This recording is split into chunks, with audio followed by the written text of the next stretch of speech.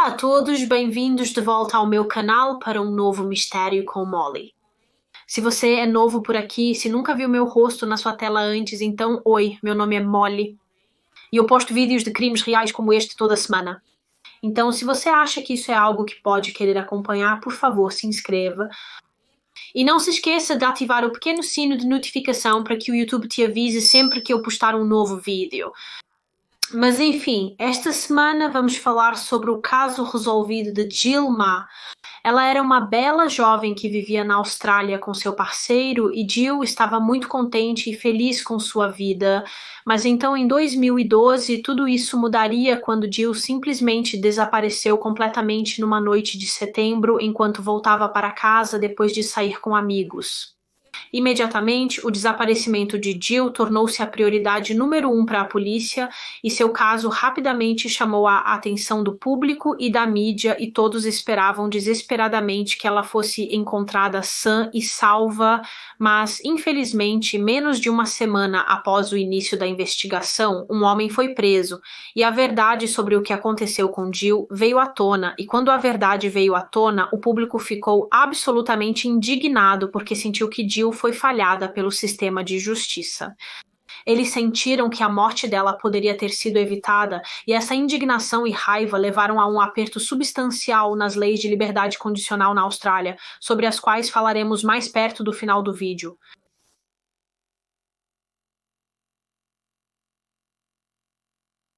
Então, para o caso de hoje, estamos voltando para o ano de 2012 em Brunswick, que é uma cidade na capital de Melbourne, na Austrália. Brunswick era conhecida por ser um lugar bastante legal e moderno para se estar, para ser honesta. Era uma cidade muito agradável, havia muitas lojas, muitos lugares para comer, muitos clubes e bares. Era um lugar muito popular entre os jovens que gostavam de sair nos fins de semana e tomar algumas bebidas com os amigos. E, em geral, as pessoas se sentiam seguras lá. Eles nunca realmente sentiram que tinham algo com que se preocupar em Brunswick, ou pelo menos foi assim até que este caso aconteceu em setembro de 2012, quando o horrível e brutal assassinato de uma jovem deixou toda a comunidade chocada, desolada e absolutamente furiosa com um sistema de justiça que poderia ter evitado isso. Esta é Gillian Marr, ou Jill, como ela era mais comumente conhecida por amigos e família.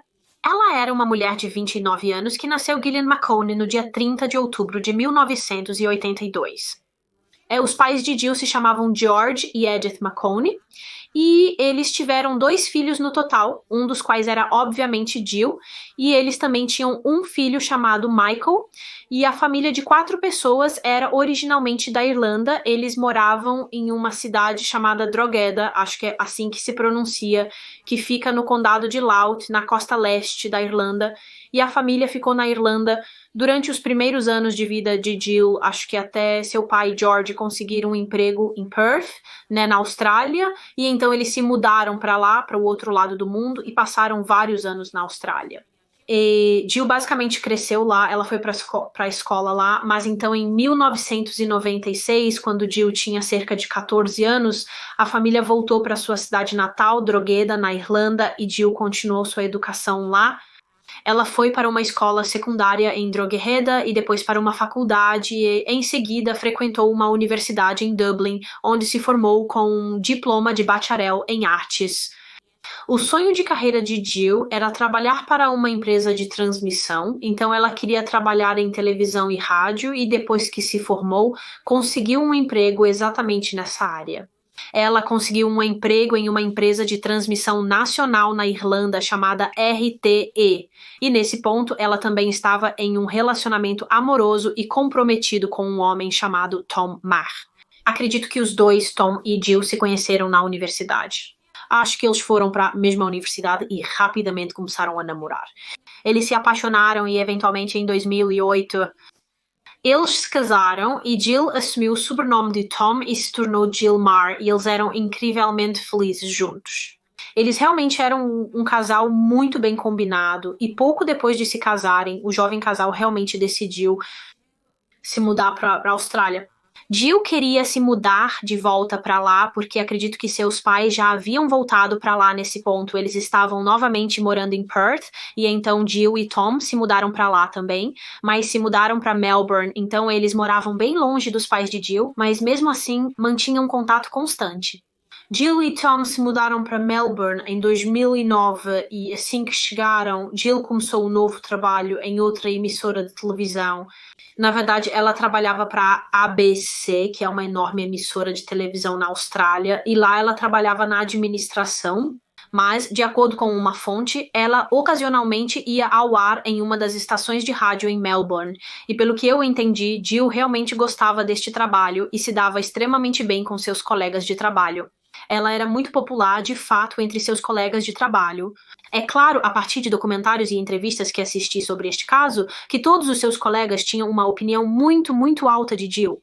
Ela era um verdadeiro trunfo para a equipe. Eles a descreveram como sendo realmente brilhante e inteligente, também espirituosa e uma ótima companhia. E isso foi algo que muitas pessoas disseram sobre Gilmar. Ela era uma pessoa tão agradável para se conviver. Ela era uma daquelas pessoas que simplesmente te faziam se sentir feliz. Se você estivesse perto da Jill, se estivesse na presença dela, você se sentia feliz porque ela te fazia se sentir assim. Ela tinha esse tipo de efeito nas pessoas. Jill também foi descrita por aqueles que a conheciam como sendo muito divertida de se conviver. Ela tinha um ótimo senso de humor. Ela era muito risonha e engraçada. Ela também podia ser bastante bagunçada às vezes e era uma pessoa com uma personalidade maior que a vida. E, por todas as contas, ela estava tão satisfeita com a vida dela, ela tinha um trabalho que amava. Ela tinha muitos amigos, uma ótima família, ela tinha um marido que ela adorava e que a adorava. Ela era uma jovem feliz que, tenho certeza, não estava ansiosa pelo seu futuro. Mas então, a vida de Jill e sua família foi completamente virada de cabeça para baixo quando ela desapareceu subitamente uma noite em setembro de 2012. Era sexta-feira, 21 de setembro de 2012. Jill esteve no trabalho naquele dia e quando terminou o trabalho por volta das 5 da tarde, ela e alguns de seus colegas da ABC decidiram que todos iriam sair em Brunswick, porque era o início do fim de semana e acredito que era aniversário de um dos colegas dela, então eles queriam sair e tomar alguns drinks juntos para comemorar. Jill e seus colegas foram a alguns bares naquela noite na Sydney Road, em Brunswick. Eles foram a um bar chamado Brunswick Green e ficaram lá conversando e tomando alguns drinks por um tempo e depois, mais tarde naquela noite, foram a outro bar chamado Bar Etiquette, que também ficava na Sydney Road e este bar, Bar Etiquette, era realmente muito perto da casa de Jill, onde ela morava com o marido. Era literalmente cerca de 900 metros de distância do apartamento dela e, falando do marido dela, Tom, Jill realmente tentou ligar ou mandar uma mensagem para ele naquela noite para perguntar se ele queria se juntar a eles e sair para tomar uma bebida, mas infelizmente ele não viu a mensagem porque estava dormindo. De qualquer forma, Jill continuou bebendo e conversando com seus amigos de trabalho. Parecia que todos estavam se divertindo muito. Jill estava realmente se divertindo. E então, nas primeiras horas da manhã seguinte, por volta da 1h30 da manhã, o bar em que Jill estava fechou para a noite e então ela decidiu voltar para casa. Ela se despediu de todos os seus amigos de trabalho, exceto um. Ela saiu do bar com um de seus colegas e caminhou com ele até um táxi, porque ele iria pegar um táxi para casa. E ele realmente disse para Jill, por que você não entra no táxi e ele pode te deixar em casa, te poupa de ter que caminhar. Mas Jill recusou a oferta. Ela insistiu bastante que queria caminhar para casa porque, como eu acabei de dizer, não era muito longe. E então Jill se despediu de seu amigo, ele entrou no táxi e o táxi se afastou e então Jill começou a caminhada de volta para casa. Ela falou com o irmão pelo telefone e teve uma conversa rápida com ele no caminho para casa e então a ligação terminou e ela continuou caminhando. Ela estava caminhando pela Sydney Road nas primeiras horas da manhã sozinha e era uma caminhada que ela provavelmente já havia feito centenas e centenas de vezes antes. Mas nesta noite em particular, Jill desapareceu repentinamente durante sua caminhada e ela nunca chegou em casa. Por volta das 2 da manhã, seu marido Tom acordou e percebeu que Jill ainda não havia chegado em casa. Então ele tentou ligar para o celular dela, mas ela não atendeu, então ele mandou algumas mensagens para ver se ela responderia. Mas novamente ela não respondeu e Tom estava realmente confuso com isso. Ele não conseguia entender por que ela não estava entrando em contato, mas de qualquer forma, ele esperou por mais algumas horas, apenas esperando Jill entrar pela porta a qualquer momento, mas ela não entrou e eventualmente chegou por volta das 4 da manhã daquele dia e Jill ainda não havia retornado e ela ainda não estava respondendo às suas mensagens ou atendendo suas ligações e Tom estava preocupado neste ponto porque isso não era nada parecido com sua esposa. Então ele se levantou, saiu do apartamento e decidiu ir procurá-la no meio da noite. Ele estava apenas andando pelas ruas, andando pela Sydney Road, tentando encontrá-la, mas ele não conseguiu, não havia sinal de Jill. E eu acho que Tom simplesmente sabia, quando ele não conseguiu encontrá-la, ele sabia que algo não estava certo aqui, algo deve ter acontecido, e então às 6 da manhã daquele dia ele entrou em contato com a polícia e relatou sua esposa como desaparecida. Tom explicou à polícia o que havia acontecido, tudo o que ele sabia sobre os movimentos de Jill. Na noite anterior e após isso, uma investigação de pessoas desaparecidas foi rapidamente iniciada. E enquanto a polícia trabalhava, Tom passou aquele sábado apenas entrando em contato com todos os colegas de trabalho de Jill com quem ela saiu naquela noite, apenas para perguntar se eles poderiam fornecer mais informações sobre os movimentos de Jill naquela noite quando a viram pela última vez. E obviamente, como sabemos, a maioria deles viu Jill pela última vez quando todos saíram do bar no horário de fechamento, exceto aquele colega que a viu pela última vez quando entrou em seu táxi para ir para casa. E ela começou a jornada de volta para seu apartamento, então algo deve ter acontecido com Jill em algum momento em sua curta caminhada para casa. Uma das primeiras coisas que a polícia fez nesta investigação foi verificar os registros bancários de Jill para ver se ela tinha sido usando seu dinheiro durante o tempo em que estava desaparecida. Se eles descobrissem que ela estava, isso dava à polícia um pouco de esperança, porque talvez ela estivesse usando o seu dinheiro para pagar um hotel, pagar por acomodação em algum lugar ou algo assim, mas quando eles olharam seus registros bancários, descobriram que seu dinheiro não havia sido tocado, o que era preocupante. No domingo, que foi o dia seguinte ao último em que ela foi vista pela última vez nas primeiras horas da manhã de sábado, e no domingo o desaparecimento de Jill já era notícia bastante importante. Espalhou-se muito rapidamente pelas redes sociais e uma página no Facebook foi criada chamada Ajude-nos a encontrar Gilma, que rapidamente ganhou mais de 100 mil curtidas. E após a atenção que esta investigação ganhou online, a mídia realmente pegou o caso e começou a tentar espalhar a consciência sobre o desaparecimento de Jill.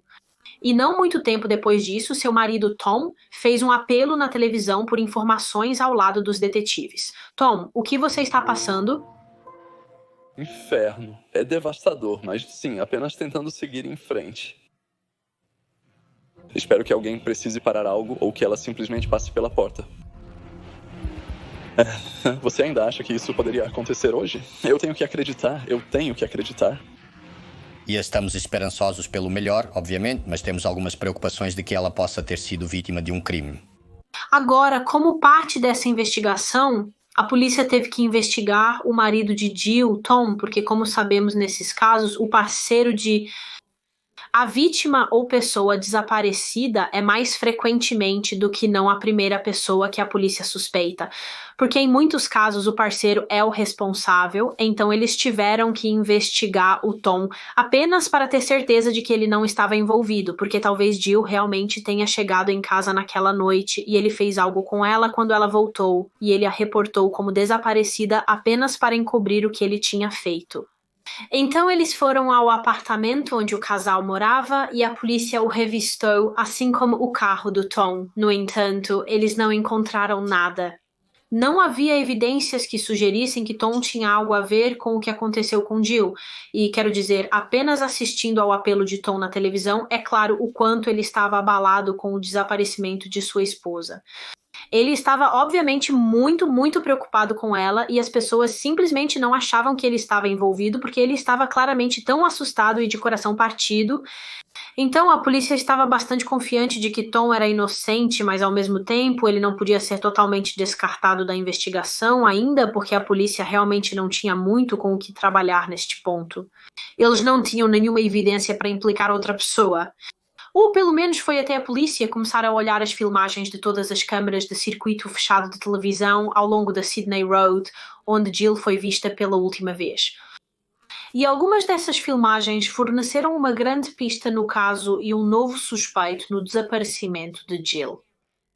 Então, obviamente, como você esperaria, como parte dessa investigação, a polícia decidiu analisar todas as filmagens das câmeras de circuito fechado de televisão da área naquela noite, para ver se eles poderiam identificar Jill em algum deles. Especificamente, eles estavam verificando qualquer filmagem que foi capturada ao longo do caminho que Jill teria feito naquela noite para chegar em casa ao longo da Sydney Road. Agora, felizmente havia muitas lojas ao longo da Sydney Road, a maioria das quais tinha câmeras de circuito fechado de televisão, então a polícia coletou todas essas filmagens. Eles começaram a analisar e, por sorte, eles avistaram Jill. Jill foi vista, acho que em algumas câmeras de circuito fechado de televisão diferentes na área naquela noite e na maioria das filmagens. Depois que ela deixou o bar por volta da 1h30 da manhã, ela estava sozinha indo na direção do seu apartamento. Como planejado, no entanto, a última vez que ela foi vista nas filmagens de circuito fechado de televisão foi em uma filmagem que foi feita a partir de uma câmera dentro de uma loja de noivas, mas como a câmera estava gravando o lado de fora da loja pela porta da frente, então a câmera estava dentro da loja, mas estava apontada para a porta da frente, de modo que estava gravando o lado de fora da loja, se isso faz sentido. Mas a última vez que Jill foi vista no circuito fechado de televisão foi enquanto ela passava por esta loja de noivas. Como você pode ver, ela entra no quadro, está praticamente toda de preto e de salto alto, porque obviamente ela estava naquela noite com amigos e não está sozinha. Ela está claramente conversando com um homem que está usando um moletom azul. Agora, antes de realmente entrarmos nessa filmagem de Jill e o que está acontecendo nela, eu só quero falar um pouco mais sobre esse homem de moletom azul que foi visto na filmagem com a Jill. Porque quando a polícia passou por todas as filmagens de circuito fechado de televisão dessa câmera dentro da loja de noivas, eles notaram que ele foi capturado nela algumas vezes naquela noite. Pouco antes, Jill entrou no quadro, foi como alguns minutos antes, esse cara de moletom azul foi visto passando pela loja de noivas e ele estava sozinho, mas então momentos depois ele foi visto passando pela loja novamente, mas na direção oposta, então ele claramente passou pela loja e então decidiu virar e andar na direção oposta. Agora, momentos depois, Jim é capturado caminhando pela Sydney Road em outra câmera de circuito fechado de televisão e ela também está caminhando sozinha. No entanto, o cara do moletom azul também foi visto novamente nesta câmera apenas momentos depois de Jill ser vista e ele parece estar correndo na mesma direção em que Jill acabara de caminhar, quase como se ele estivesse correndo atrás dela. Ele estava tentando alcançá-la e ele consegue alcançá-la. Um pouco depois dessa filmagem, a câmera de dentro da loja de noivas capta Jill passando e sendo abordada pelo cara do moletom azul, e essa é a filmagem que eu mostrei para você antes. Agora, como você pode ver, o cara do moletom azul parece se aproximar de Jill e ele começa a falar com ela e parece que Jill meio que se afasta um pouco. Não parece pela filmagem que ela conheça esse cara, porque quando ele começa a caminhar ao lado dela e a falar com ela, ela diminui o passo, quase como se estivesse um pouco nervosa perto dele. Aparentemente, ela também pega o celular enquanto está falando com ele, provavelmente para parecer que está prestes a ligar para alguém, na esperança de que isso o faria ir embora, e então Jill sai do quadro logo atrás deste homem de moletom azul, e esta é a última filmagem de circuito fechado de televisão de Jill Ma. Esta foi a última vez que ela foi vista naquela noite, não foi vista novamente depois disso, e por isso esse cara de moletom azul se tornou uma pessoa de grande interesse para a polícia. Se algo sinistro aconteceu com Jill naquela noite, se ela foi sequestrada, por exemplo, então esse cara de moletom azul pode ter algo a ver com isso, porque a última vez que Jill foi vista, ela estava na companhia dele. A polícia sabia que precisava encontrar essa pessoa e por isso pediu ajuda ao público. Então eles divulgaram essas imagens da loja de noivas durante uma coletiva de imprensa e, se a memória não me falha, a polícia não disse explicitamente na conferência que esse cara de moletom azul era uma pessoa de interesse. Eles apenas disseram que estavam ansiosos para identificá-lo e falar com ele para ver se talvez ele pudesse fornecer qualquer informação sobre o desaparecimento de Jill.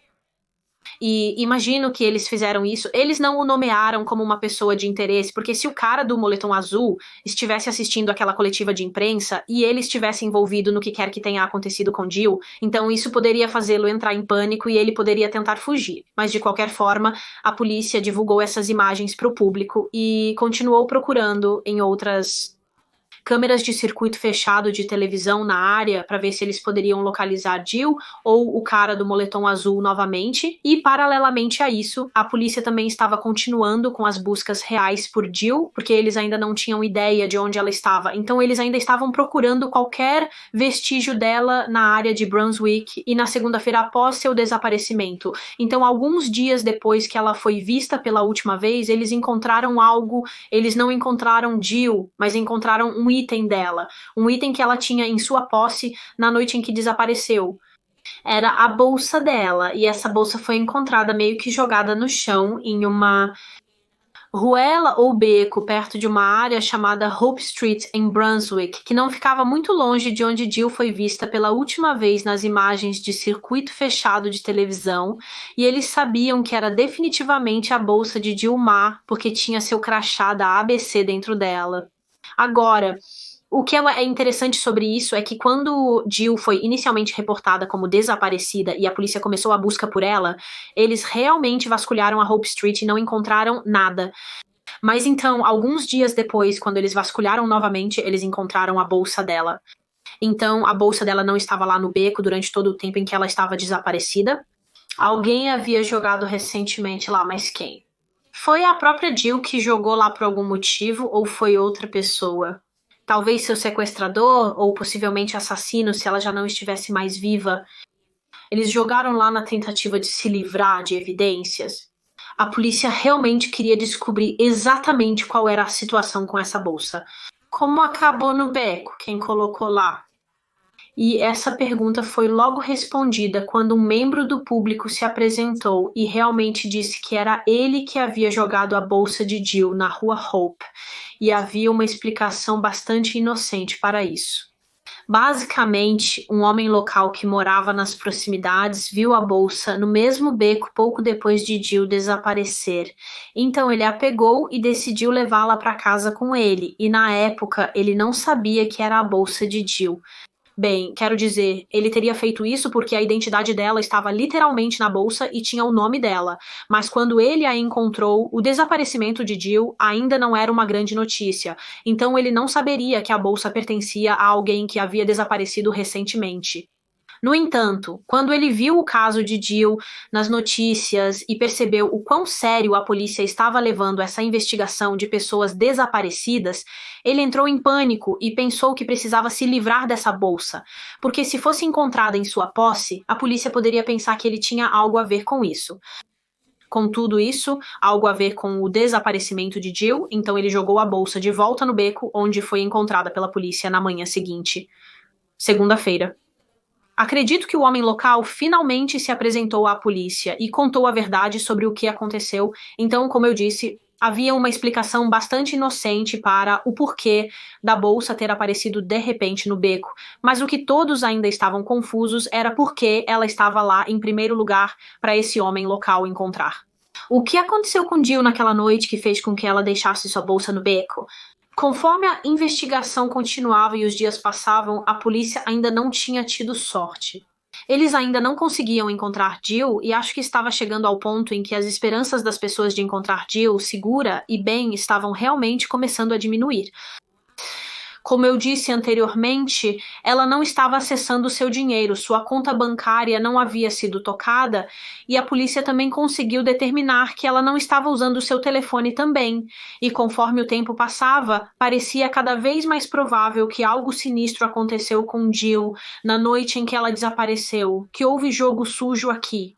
Agora, falando do celular da Jill, como eu acabei de dizer, a polícia conseguiu determinar que desde o seu desaparecimento ela não estava usando seu telefone para enviar mensagens de texto ou fazer ligações ou qualquer coisa do tipo.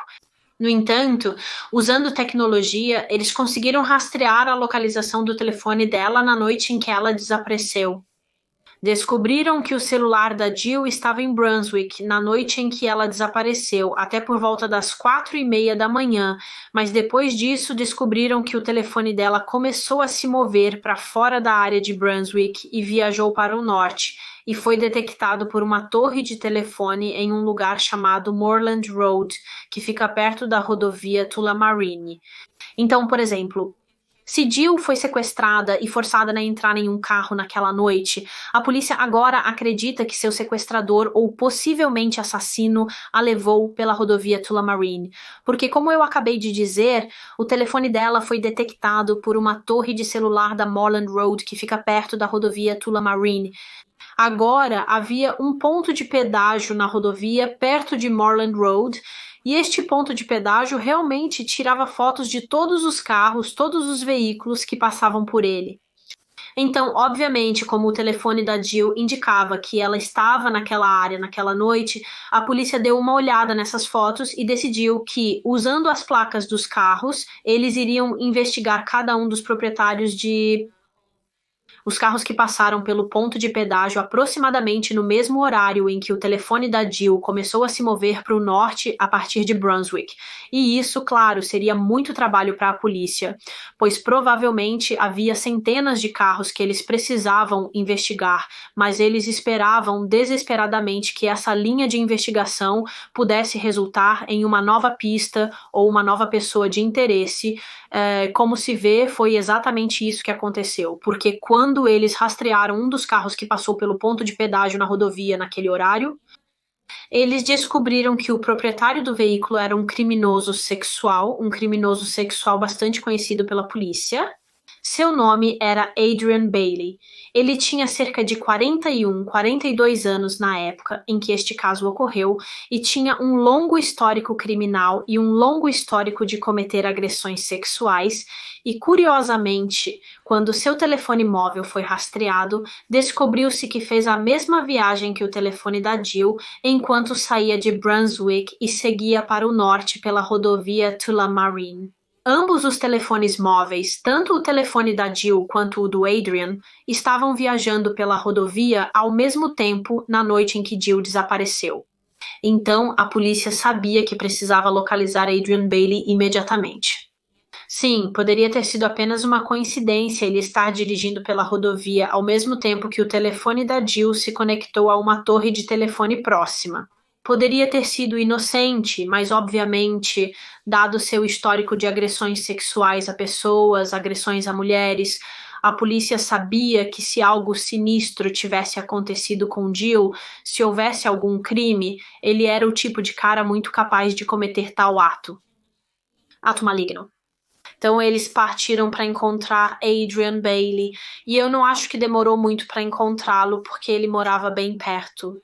Ele morava em uma área chamada Coburg, em Victoria, que fica a apenas cerca de 6 minutos de carro de Brunswick. Então, eles o rastrearam, levaram-no para a delegacia e o interrogaram, e esse interrogatório durou horas e horas e demorou tanto porque ele realmente não dizia nada. Ele negou tudo. Ele negou ter qualquer coisa a ver com o desaparecimento de Jill Maher. Ele disse que não conhecia Jill, ele nunca a tinha encontrado antes. As únicas coisas que ele sabia sobre ela eram do que ele tinha visto nas notícias, mas era só isso. Era tudo o que ele podia dizer à polícia. No entanto, a polícia logo pôde provar que ele estava mentindo, porque enquanto o interrogavam na delegacia, outros policiais estavam revistando sua casa em busca de qualquer evidência. E lá em sua casa, eles encontraram o cartão Subscriber Identity Module de Jill Ma do seu celular. Na verdade, foi encontrado entre todas as suas roupas para lavar. Então, estou supondo que estava em um bolso de uma de suas jaquetas ou calças ou algo do tipo. Mas isso provou que ele tinha uma conexão com Jill Ma. Isso provou que ele deve ter estado envolvido no desaparecimento dela, porque qual outra explicação existe para o cartão Subscriber Identity Module dela estar em sua casa? O cartão Subscriber Identity Module do telefone que ela tinha em sua posse na noite em que desapareceu, como poderia ter acabado em seu endereço se ele não tivesse nada a ver com o que aconteceu? E eu acredito que, além do cartão Subscriber Identity Module, eles também encontraram o moletom azul que ele estava usando na noite do desaparecimento de Jill. O moletom azul que o homem nas imagens de circuito fechado de televisão foi visto usando Então, os detetives estavam certos de que Adrian Bailey era o cara deles, tinha que ser. Então, o interrogatório continuou e, novamente, Bailey apenas continuou a negar seu envolvimento, ele não estava revelando nada. No entanto, o interessante nisso é que a polícia estava bastante certa de que, se continuassem interrogando-o, eventualmente ele iria quebrar, porque, como eu disse, ele tinha um longo histórico criminal. Então, ele já havia sido questionado e interrogado pela polícia várias vezes até esse ponto, e com todos os seus interrogatórios anteriores, ele negaria o que havia feito por um tempo, mas à medida que o tempo passava, ele realmente começava a se abrir e a dizer a verdade e confessar. Então a polícia realmente esperava que, se apenas continuassem indo e indo e indo, se continuassem fazendo perguntas sobre Dilma, eventualmente ele faria exatamente isso, confessar. E foi exatamente isso que ele fez. Cerca de 7 horas após o início do seu interrogatório, ele começou a admitir que era responsável pelo sequestro e assassinato de Dilma, de 29 anos. Na noite do desaparecimento de Jill, Adrian Bailey estava bebendo, assim como Jill. Ele estava em um bar com alguns amigos do trabalho e, mais tarde naquela noite, estava acompanhado pela namorada no lounge bar em Brunswick, que acredito que ficava do outro lado da cidade de onde Jill estava naquela noite com seus amigos, e tudo parecia estar indo bem para Bailey. Ele estava se divertindo com a namorada e o colega de trabalho, mas mais tarde, naquela noite, ele e a namorada começaram a discutir, e eles estavam discutindo sobre o fato de que a namorada sentia que Adrian era muito possessivo e muito ciumento, e ela queria que ele parasse. Então eles tiveram uma grande discussão e ela decidiu apenas sair, deixar o bar e voltar para casa sem ele. Ele continuou tentando mandar mensagens e ligar para tua namorada durante a noite, mas ela apenas o ignorou, ela não respondeu, e isso enfureceu Adrian Bailey. E conforme a noite avançava, ele continuava bebendo, ficando cada vez mais bêbado e cada vez mais irritado, e eventualmente ele deixa o bar e começa a andar pelas ruas sozinho, e foi quando ele se deparou com Gilmore.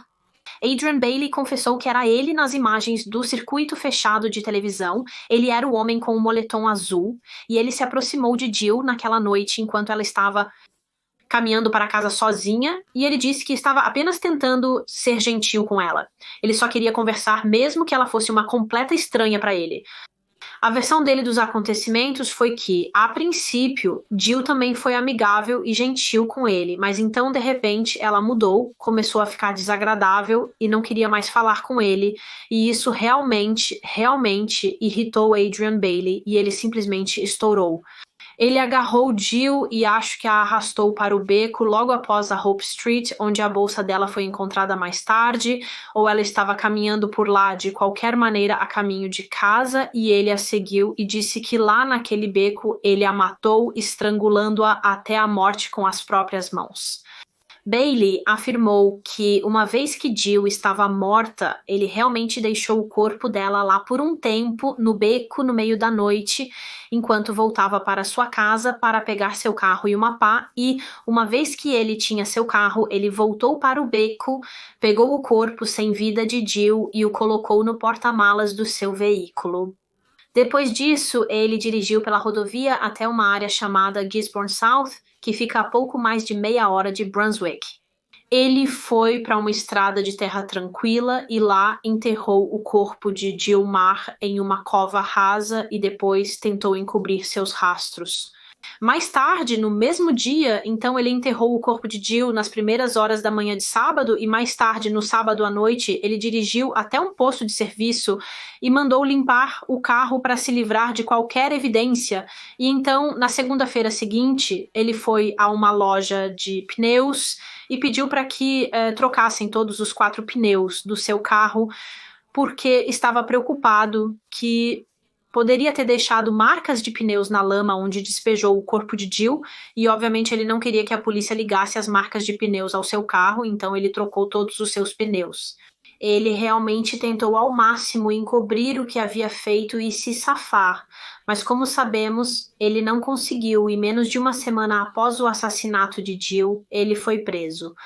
Então, agora que a polícia tinha essa confissão de Adrian Bailey, eles sabiam que precisavam recuperar o corpo de Jill imediatamente, e então eles o colocaram em um carro de polícia e pediram para ele mostrar onde ela estava, e isso demorou um pouco porque Bailey estava tendo problemas para lembrar exatamente onde era a área que ele enterrou Jill. Obviamente, quando ele a enterrou, era no meio da noite e estava escuro, então ele estava tendo um pouco de dificuldade com a localização exata, mas eventualmente ele encontrou a estrada. Era uma estrada chamada Black Hill, e quando a polícia foi procurar, eles encontraram Jill Maher. Como eu disse, ela havia sido enterrada em uma cova rasa, uma cova muito rasa, na verdade. De acordo com uma fonte, a cova tinha apenas cerca de 35 centímetros de profundidade. Ela estava completamente nua da cintura para baixo quando foi descoberta, o que obviamente indicava que o motivo do crime era sexual, e isso foi confirmado quando a autópsia concluiu que Jill havia sido estuprada por Adrian Bailey, acredito eu, algumas vezes antes de ser estrangulada até a morte, e eu não acredito que ele tenha contado isso à polícia em seu primeiro interrogatório. Ele convenientemente deixou essa parte de fora. O corpo de Jill Marley foi recuperado no dia 27 de setembro de 2012, pouco menos de uma semana depois de ela ter sido vista viva pela última vez, e no mesmo dia Adrian Bailey foi acusado de seu assassinato, e assim que o público ouviu a notícia e descobriu o que aconteceu com Jill, que ela havia sido sexualmente agredida e assassinada, eles ficaram tão desolados e completamente indignados que um homem como Adrian Bailey estivesse até mesmo livre e capaz de fazer algo assim com uma jovem que estava apenas tentando voltar para casa naquela noite. A notícia da prisão e a acusação de Bailey se espalhou como um incêndio. Estava em todas as notícias, em todas as redes sociais, e as pessoas estavam muito, muito irritadas. Eles exigiam que as coisas precisavam mudar e, em resposta a tudo isso, um protesto foi realizado no qual 30 mil pessoas caminharam juntas pela Sydney Road, que, como sabemos, é a estrada que Jill estava caminhando na noite em que foi morta, porque esse era o caminho de casa dela. As pessoas exigiam que as autoridades fizessem mais para proteger jovens mulheres como Jill Maher de criminosos sexuais perigosos, reincidentes como Adrian Bailey. Mas falaremos mais sobre tudo isso um pouco mais tarde no vídeo. Primeiro, quero discutir o que realmente aconteceu com Bailey e também contar um pouco mais sobre ele, sobre sua história e sua vida até este ponto.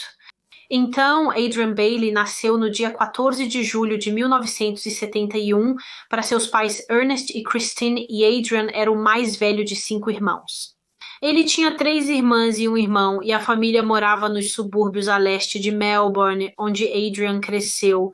Ele passou a infância lá. Infelizmente, não consegui encontrar muitas informações online sobre como era a vida doméstica real de Adrian. Não sei se a mãe e o pai dele eram bons pais ou se havia algum abuso acontecendo em casa. Mas, aparentemente, Adrian tinha interesse em futebol enquanto crescia. Ele realmente gostava de jogar futebol, mas no geral ele era um pouco solitário. Na verdade, ele não tinha muitos amigos e ele meio que se mantinha por si só.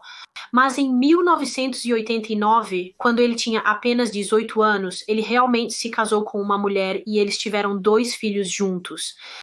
E também foi aos 18 anos que Adrian Bailey chamou a atenção da polícia pela primeira vez, porque ele estuprou uma menina de 17 anos, que na verdade era amiga de uma de suas irmãs. E após isso, ele tentou estuprar mais 2 meninas, uma das quais também tinha 17 anos e a outra tinha 16. E todos esses 3 casos de agressão sexual aconteceram no ano de 1990, literalmente em poucos meses um do outro. Ele foi preso por esses estupros e foi interrogado e eventualmente confessou-os, e após as confissões ele foi acusado. Ele então foi condenado e sua punição foi de 5 anos na prisão.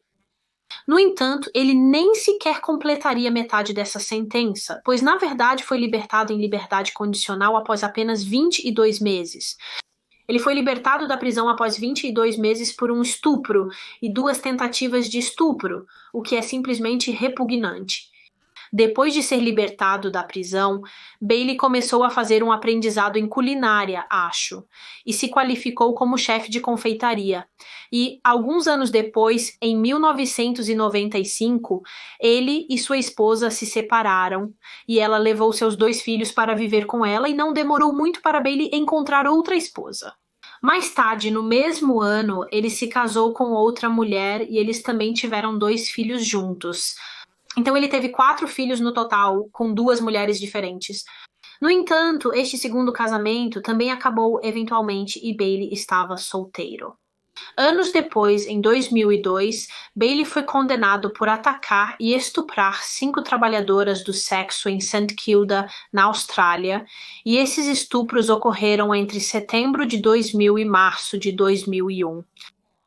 Todos esses 5 ataques foram relatados à polícia e a polícia conseguiu conectá-los e identificar Adrian Bailey como o estuprador e novamente ele foi questionado sobre os crimes e depois de um tempo confessou cada um deles e realmente tentou justificar isso, justificou esses estupros dizendo que não estava tendo muito sexo em casa com sua segunda esposa, com quem ainda estava casado naquela época.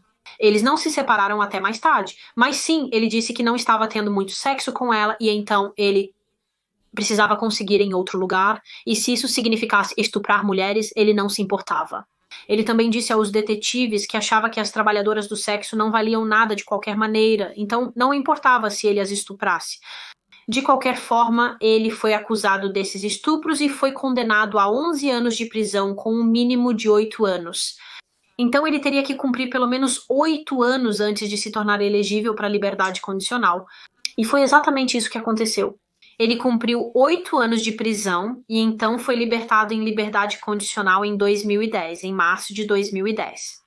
Neste momento, seu casamento com a segunda esposa havia terminado e em 2011 ele começou um novo relacionamento com outra mulher e eles moravam juntos em uma casa em Coburg, em Melbourne, e eu acho que essa era a namorada com quem ele estava discutindo na noite do assassinato de Jill e não demorou muito para que ele tivesse problemas com a lei novamente. Em agosto de 2011, Bailey violou sua liberdade condicional quando estava em uma noite na área de Geelong e atacou um homem de 20 anos. E este ataque foi tão violento que o homem desmaiou e sofreu uma fratura na mandíbula e teve que ser levado às pressas para o hospital. Felizmente, o homem estava bem. Ele sobreviveu ao ataque e Bailey foi preso e acusado pela agressão. E em fevereiro de 2012, ele se declarou culpado da acusação e foi condenado a cumprir apenas 3 meses na prisão, o que para nós parece muito, muito pouco para literalmente atacar um homem, deixá-lo inconsciente e quebrar seu maxilar. Isso parece uma sentença muito leve. Mas Adrian Bailey achou que era muito alto, ele achou que 3 meses na prisão era muito tempo pelo que ele tinha feito, e então ele imediatamente recorreu contra a sua sentença, e inacreditavelmente a Comissão de Liberdade Condicional decidiu que, em vez de mantê-lo na prisão sob custódia até que soubessem o resultado de seu recurso, eles decidiram que o deixariam sair sob fiança enquanto o recurso passava pelos tribunais e descobriu-se que se eles não tivessem feito isso, se o tivessem mantido sob custódia até o seu recurso, então ele não teria sido capaz de fazer o que fez apenas alguns meses depois, ele não teria sido capaz de assassinar Jill Maher. Quando chegou a audiência de súplica de Bailey em março de 2013, ele realmente decidiu declarar-se culpado da acusação de estupro, mas não da acusação de assassinato. Então, apesar de ter literalmente confessado o assassinato anteriormente e levado os detetives ao local do corpo de Jill, ele decidiu agora negar que a matou. Mas então, mais tarde, ele decidiu mudar isso para culpado. Ele se declarou culpado também pelo assassinato dela.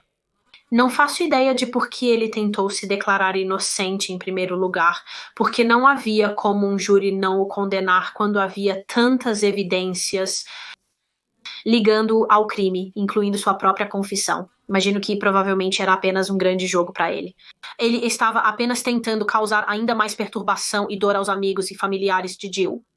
Mas enfim, ele eventualmente mudou sua declaração para culpado. Ele se declarou culpado pelo assassinato de Jill, então agora ele só precisava ser sentenciado. E no dia 19 de junho de 2013, Adrian Bailey foi condenado à prisão perpétua com um período de 35 anos sem possibilidade de liberdade condicional. Então ele teria que cumprir um mínimo de 35 anos antes mesmo de ser considerado para a liberdade condicional. Depois que Bailey foi enviado para a prisão perpétua, mais vítimas dele vieram à tona após verem seu rosto em todas as notícias e disseram que também foram estupradas por Bailey antes do assassinato de Jill, e então ele foi acusado nesses casos também e foi levado de volta ao tribunal. Por esses estupros, ele foi condenado a mais 18 anos de prisão, mas então em 2016 ele recorreu contra sua condenação por um desses 3 estupros e foi bem sucedido, e a sentença foi reduzida em 3 anos. Então ele recebeu apenas mais 15 anos no total.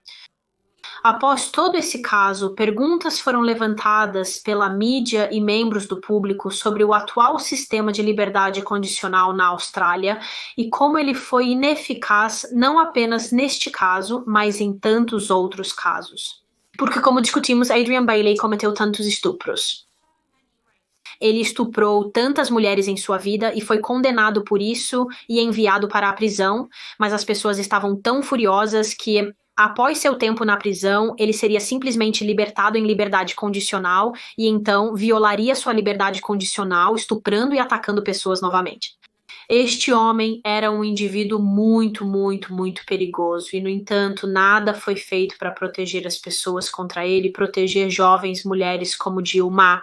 Antes do assassinato de Jill, Bailey foi apresentado à Comissão de Liberdade Condicional várias vezes e todas as vezes eles tomaram a decisão de que ele poderia ser libertado em liberdade condicional, apesar da ameaça que ele claramente representava para o público, e ele estava em liberdade condicional quando estuprou e matou Jill Ma após os estupros daquelas 5 trabalhadoras do sexo em St. Kilda, e ele violou sua liberdade condicional quando atacou aquele homem de 20 anos e quebrou seu maxilar, e isso aconteceu pouco antes do assassinato de Jill, mas apesar disso, por algum motivo, a Comissão de Liberdade Condicional não o colocou de volta na prisão ou o colocou em custódia. Em vez disso, ele foi libertado sob fiança enquanto esperava pelos resultados de seu recurso, porque se você se lembra, ele recorreu contra sua sentença de 3 meses pelo ataque àquele homem.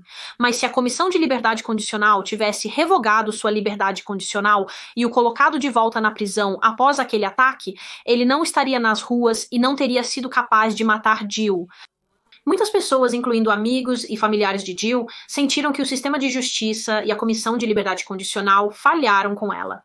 Eles sentiram que a morte dela poderia ter sido evitada se mais fosse feito para proteger as jovens mulheres de homens vilmente repugnantes e reincidentes sexuais como Adrian Bailey. Então, após o assassinato de Jill e a sentença de Bailey, exigiu-se que fosse feita uma revisão do atual sistema de liberdade condicional na Austrália, e uma revisão da Comissão de Liberdade Condicional, e como resultado de tudo isso, houve um aperto substancial nas leis de liberdade condicional em Victoria, de modo que agora, antes que um indivíduo como Adrian Bailey, que tinha um longo histórico de crimes sexuais, antes que eles simplesmente recebam liberdade condicional e sejam liberados de volta ao público, a Comissão de Liberdade Condicional precisaria realizar uma avaliação de risco séria para determinar se essa pessoa ainda representa uma ameaça e se é provável que ela volte a cometer crimes. E se o risco fosse muito alto, se a comissão sentisse que eles ainda representavam um perigo para o público, então seria ordenado ao criminoso que participe de programas de comportamento de infratores antes mesmo de serem considerados para liberação novamente. Acredito que houve algumas alterações nas leis de liberdade condicional após este caso, todas as quais, esperamos, ajudarão a manter outras jovens como Jill seguras de liberdades condicionais, como Adrian Bailey. É uma pena que essas mudanças não estivessem em vigor antes da morte de Jill, porque se estivessem, Adrian Bailey não teria sido libertado em liberdade condicional e ela ainda estaria viva hoje. Mas isso é uma coisa positiva que surgiu deste caso todo, e as pessoas chamaram as mudanças feitas nas leis de liberdade condicional de legado de Jill. Mas é isso para este caso, né? O caso de Jill Ma, de 29 anos, um caso verdadeiramente devastador. Jill realmente parecia uma jovem mulher tão adorável. É claro, pelas entrevistas que assisti com a família dela e com o marido Tom, o quanto ela era amada e o quanto eles sentem a falta dela. Como sempre, por favor, deixe-me saber seus pensamentos e opiniões sobre o caso nos comentários e me informe sobre quaisquer outros casos que você gostaria que eu abordasse neste canal.